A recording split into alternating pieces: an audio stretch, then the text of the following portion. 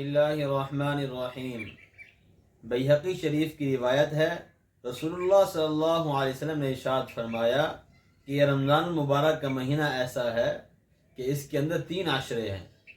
پہلا عشرہ رحمت کا عشرہ ہے، دوسرا عشرہ مغفرت کا عشرہ ہے، تیسرا عشرہ آگ سے آزادی کا عشرہ ہے۔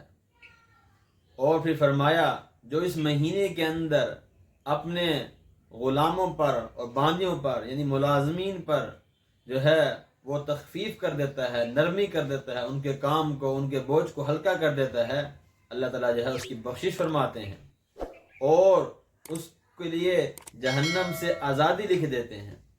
اور جو اس مہینے کے اندر روزے دار کو پیٹ بھر کر کھانا کھلائے گا، اللہ تعالیٰ جو ہے اس کو قیامت کے دن میرے حوض کوثر کا پانی نصیب کریں گے کہ وہ ایسا پانی ہوگا کہ اس جنت میں پہنچنے تک اس کو جو ہے وہ پیاس نہیں لگے۔ اس لیے ہمیں چاہیے کہ ہم جو ہے اس رمضان مبارک کے اندر خوب اللہ کی عبادت کریں اور جو غریب غرباء ہیں ان کو جو ہے روزہ افطار کریں۔ اللہ تعالیٰ جو ہے وہ ہمیں بہت بڑا اجر و ثواب عطا فرمائے گا۔ اور جو ہمارے ماتحت جو لوگ ہیں ان کے کاموں کے اندر ہم تخفیف کر دیں اور ان کے کاموں کو ہلکا کریں تاکہ وہ لوگ بھی جو ہے رمضان کی عبادت کر سکیں اور ان کا روزہ بھی اچھا ہو جائے اور ان کی عبادات بھی اچھی ہو جائے۔ السلام